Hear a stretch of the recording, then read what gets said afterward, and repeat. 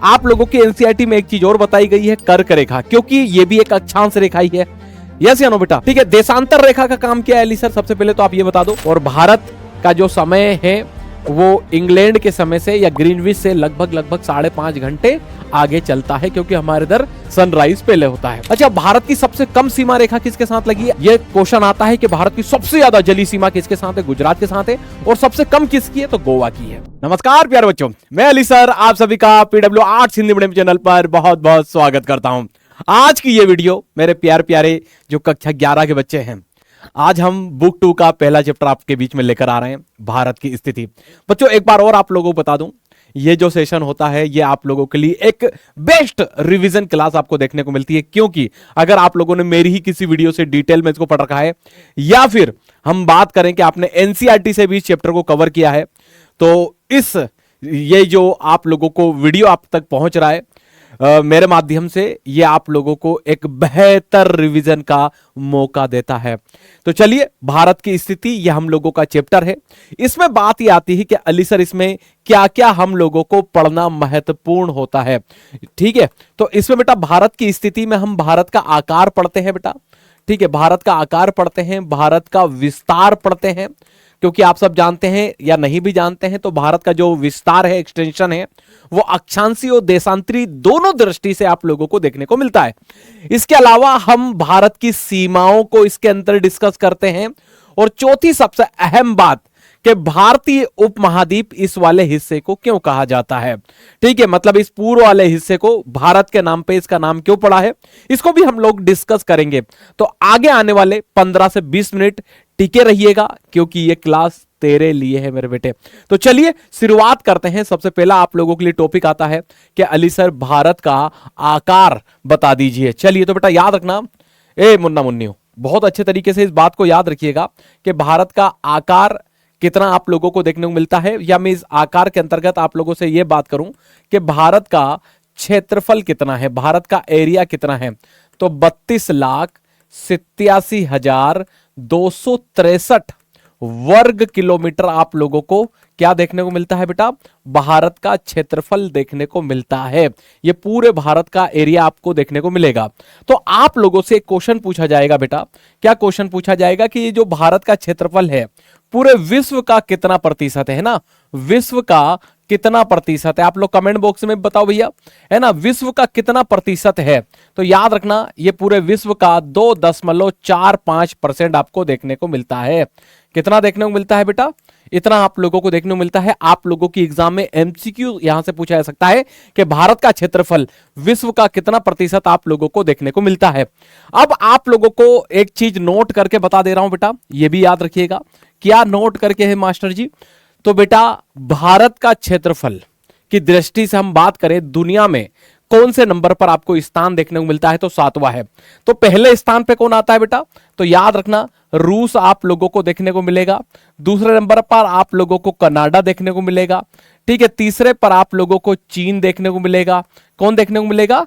चीन। तो इसको ऐसे याद रखना बेटा, इसकी ट्रिक भी बता देता हूं। रुक चीन, है ना, रुक चीन। अमेरिका चौथे नंबर पर आएगा। ठीक है, रुक चीन। अब आ, है ना, 5वें पर आ जाएगा ब्राजील। ब्राजील। अब आ, 6ठे पे आ जाएगा ऑस्ट्रेलिया। ऑस्ट्रेलिया। और 7वें नंबर पे कौन आएगा बेटा? तो भारत आप लोगों को आता हुआ दिखाई देगा। तो इसके लिए एक ट्रिक बहुत बढ़िया है। ठीक है, कौन सी ट्रिक है अली सर? ठीक है, तो इसके लिए एक ट्रिक है, याद रख लीजिएगा। चीन, रुक चीन। अब आ भारत। ठीक है, ये ट्रिक को याद रखिएगा।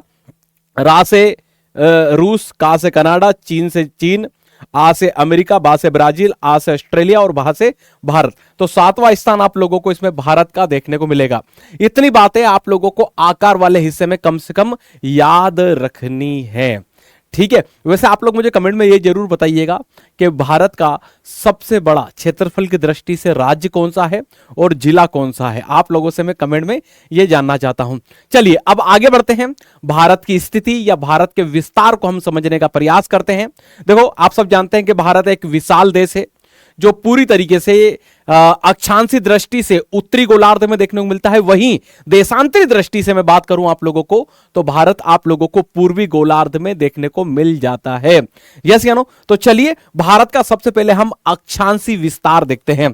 ठीक है, तो सुनना, इधर देखिएगा आप लोग सभी, भारत का अक्षांशी विस्तार। तो बेटा याद रखना, यहां एक लाइन आप लोगों को गुजरती हुई दिखाई देती है, यहां से नहीं, ये कन्याकुमारी है ना, इसके भी नीचे से गुजरती हुई दिखाई देती है। देखो ये जा रही है और ये गुजर के जाती है अंडमान निकोबार। अंडमान निकोबार में भी एक जगह पड़ती है ग्रेट निकोबार। ग्रेट निकोबार में आप लोग देखोगे इंदिरा पॉइंट है ना, यहां से ये लाइन गुजर के जाती है बेटा 8 डिग्री 4 उत्तरी अक्षांश रेखा है ये। ठीक है, कहां से गुजर रही बेटा? इस पॉइंट का नाम क्या है? इंदिरा पॉइंट है ना। इंदिरा पॉइंट आप लोगों को देखने को मिलता है। इंदिरा पॉइंट भारत का सबसे लास्ट पॉइंट है, इसके बाद भारत की सीमा खत्म हो जाती है। ठीक है, तो 8 डिग्री 4 उत्तरी अक्षांश रेखा से लेकर यहां एक लाइन गुजर रही भारत के इस वाले हिस्से से, इसको क्या कहा जाता है बेटा? 37 डिग्री है ना, 37 डिग्री 6 उत्तरी अक्षांश रेखा। तो भारत का अक्षांशी विस्तार कितना देखने को मिला आप लोगों को? 8 डिग्री 4 उत्तरी अक्षांश से लेकर 37 डिग्री 6 उत्तरी अक्षांश रेखा के बीच में आप लोगों को भारत सर्वाइव करता यहां पर दिखाई दे रहा है। अब आप लोगों की एनसीईआरटी में एक चीज और बताई गई है, कर्क रेखा, क्योंकि यह भी एक अक्षांश रेखा ही है। यस या नो बेटा? तो कर्क रेखा कहां से गुजरती है? तो बेटा याद रखना, कर्क रेखा भारत के बीचों बीच से होकर गुजरती है। देखो आप लोगों को यही याद हो जाएगा है ना। देखो यहां से शुरू होती है बेटा, देखो गुजरात से, तो गुजरात, राजस्थान, देखो राजस्थान से कितना थोड़ा सा लगती है, राजस्थान, फिर मध्य प्रदेश, ठीक है, मध्य प्रदेश से छत्तीसगढ़, छत्तीसगढ़ से झारखंड, झारखंड से पश्चिम बंगाल, पश्चिम बंगाल से त्रिपुरा, देखो ये त्रिपुरा टच कर रही है और मिजोरम निकल जा रही है। तो कुल 8 राज्यों से होकर गुजरती है और इस लाइन को 23.5 डिग्री कहते हैं बेटा।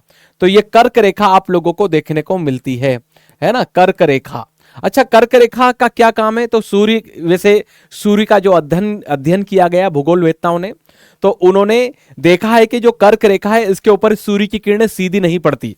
कर्क रेखा से मकर रेखा के बीच में ही हमेशा सूर्य की किरणें क्या पड़ती हैं? सीधी पड़ती हैं। इसके बाद आप लोगों को तिरछी पड़ती हुई दिखाई देती हैं। इसीलिए इसके ऊपर के जो हिस्से लगते हैं 23.5 से ऊपर, कर्क रेखा से ऊपर, वो सारे अधिकांश आपको ठंडे देखने को मिलते हैं। ठीक है, तो याद रखना, कर्क रेखा भारत के कितने राज्यों से होकर गुजरती है बेटा? 8 राज्यों से होकर गुजरती है। आपको 8 राज्य पता होना चाहिए, कौन कौन सा? देखो मैं यहां लिस्ट में भी लिख देता हूं।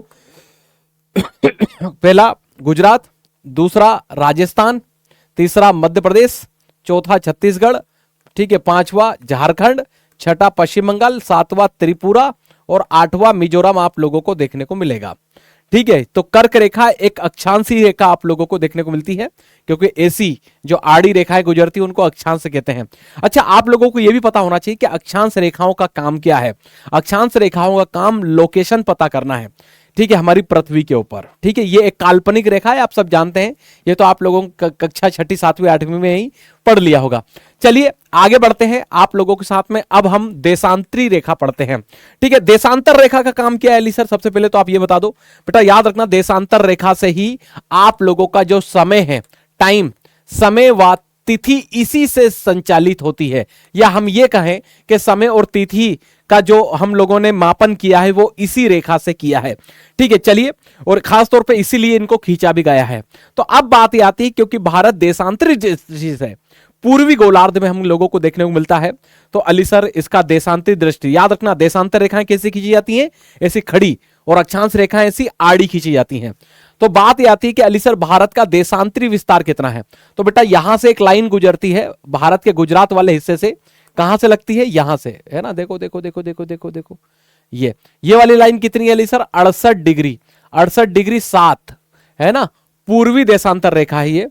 और यहां से अरुणाचल प्रदेश से एक लाइन आप लोगों को गुजरती हुई दिखाई देती है, इसको कहा जाता है 97 डिग्री 25 पूर्वी देशांतर रेखा। पूर्वी देशांतर क्यों बोलते हैं? क्योंकि भारत देशांतरी दृष्टि से पूर्वी गोलार्ध में पड़ता है, और अक्षांशी दृष्टि से कहां पड़ता है बेटा? तो आप लोगों को नॉर्थ हेमिस्फीयर में देखने को मिलता है, इसीलिए वहां हम उत्तरी अक्षांश रेखा बोलते हैं और यहां पूर्वी देशांतर बोलते हैं। ठीक है, तो आप लोगों से एग्जाम में बहुत बार पूछा गया 11th में ये कि भारत का देशांतरी विस्तार बताइए। ठीक है, अब जैसा कि हम लोगों ने अक्षांश में कर्क रेखा पढ़ी थी, इसी प्रकार देशांतर रेखाओं में एक रेखा हमको देखने को मिलती है जिसको हम मानक समय रेखा कहते हैं, जिससे पूरी दुनिया क्या करती है, अपना समय निर्धारित करती है। हम लोगों ने भी हमारी खुद की, अब ये सब लाइन है लगभग 360 खींची गई हैं। जिस देश को लगता है जिस देश को ये लगता है कि भैया ये वाली लाइन हमारे लिए सही है टाइम निर्धारित करने के लिए, तो उससे वो लोग टाइम निर्धारित कर लेते हैं। तो बात ये आती है अली सर कि जो IST है, इंडियन स्टैंडर्ड टाइम जोन जो है, ठीक है, भारतीय मानक समय रेखा जो है, ठीक है, वो कौन सी अली सर? तो बेटा याद रखना 82.5 डिग्री पूर्वी देशांतर रेखा।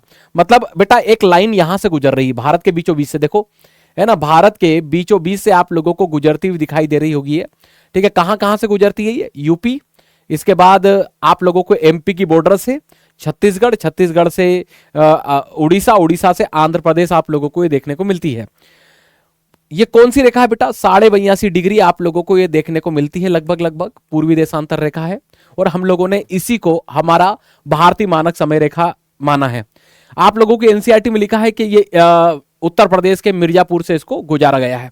अच्छा, इसी को हम लोगों ने क्यों माना अली सर? तो बेटा एक बेसिक सा आप लोग देखोगे कि भारत का जो सबसे पश्चिमतम बिंदु है और भारत का सबसे पूर्वी बिंदु है, इसके बीच में जो दूरी है लगभग 30 डिग्री की है। कितने डिग्री की है? 30 डिग्री की है।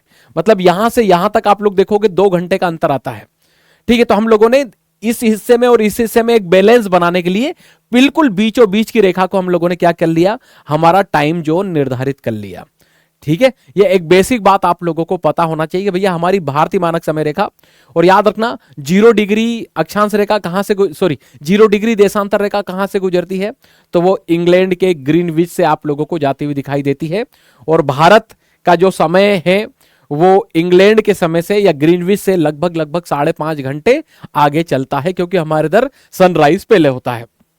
चलिए अब बात करते हैं, अगला टॉपिक हम लोग यहां देखेंगे भारत की सीमाएं, ठीक है। अब क्या देखने वाले हैं बेटा हम? भारत की सीमाएं। तो भारत की सीमाओं को, क्योंकि भारत का जो हिस्सा है आप लोग देखोगे, भारत का फोटो को आप लोग देखोगे तो भारत का हिस्सा आप लोगों को ऊपर वाला जल से, सॉरी स्थल से लगा, मतलब जमीन से लगा दिखाई देता है, और नीचे वाला आप लोगों को पानी से लगा दिखाई देता है। तो भारत की सीमाओं को इसी आधार पर 2 भागों में बांट के देखते हैं बेटा, भारत की स्थलीय सीमा और भारत की जलीय सीमा।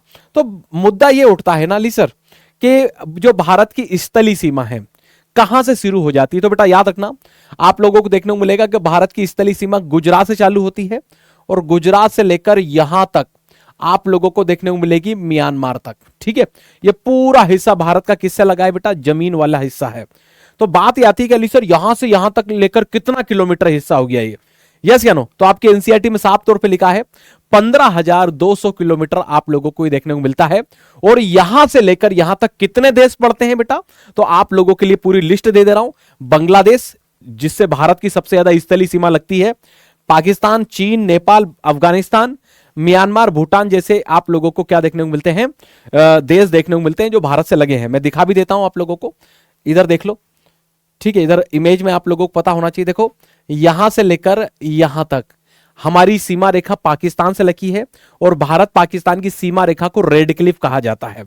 यस या नो? और भारत और बांग्लादेश की सीमा रेखा को भी रेड क्लिफ कहा जाता है। क्यों? क्योंकि जो बांग्लादेश है 1947 में पाकिस्तान का हिस्सा था।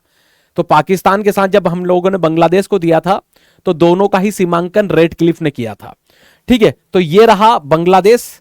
और बांग्लादेश की सीमा कितनी है अली सर जो भारत से लगी है? तो 4096 किलोमीटर भारत से साथ में बांग्लादेश अपनी सीमा साझा करता है। आप लोगों को से सीधा एक MCQ पूछा जाता है कि भारत की सीमा रेखा सबसे ज्यादा किसके साथ लगी है ना? जमीनी। तो याद रखना बांग्लादेश के साथ लगी है। और इसके साथ भी सीमा रेखा का क्या नाम है बेटा? रेड क्लिफ है। और पाकिस्तान के साथ भी आप लोग देखोगे तो भारत की सीमा रेखा जो है 3323 किलोमीटर आप लोगों को देखने को मिलती है, जिसका नाम रेड क्लिफ आप लोगों को देखने को मिलेगा। अच्छा, भारत की सबसे कम सीमा रेखा किसके साथ लगी है? अफगानिस्तान के साथ, POK में, है ना बेटा? याद रखना यहां अफगानिस्तान से लगी है 106 किलोमीटर।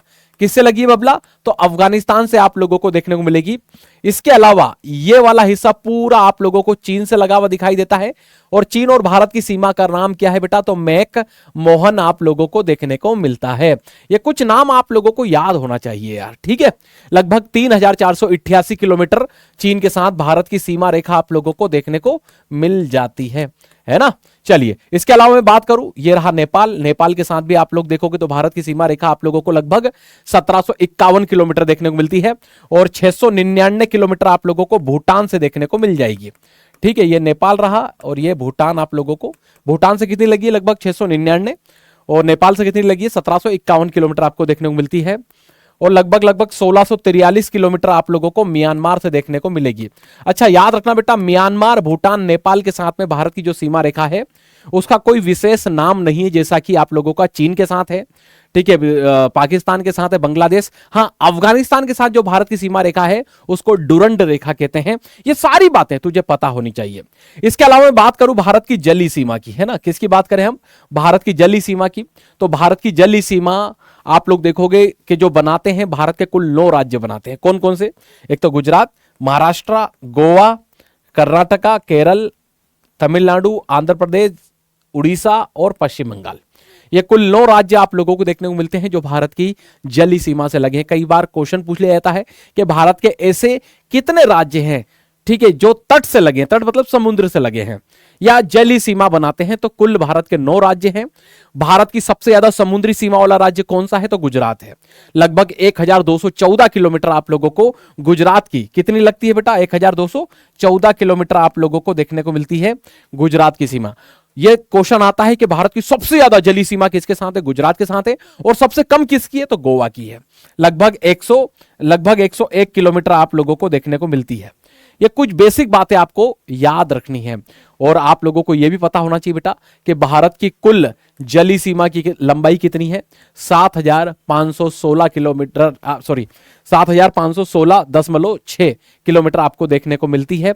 आपको यह भी पता होना चाहिए इसमें द्वीप मतलब लक्षद्वीप, अंडमान निकोबार, दमन द्वीप सब आ गए, लेकिन हम लक्षद्वीप, अंडमान निकोबार इनको सबको हटा दें और सिर्फ भारत की मुख्य भूमि को ही काउंट करें, मतलब इन द्वीपों को हटा दें, तो भारत की जो सीमा रेखा आप लोगों को बनती हुई दिखाई देती है वो 6100 किलोमीटर हो जाती है ना बेटा?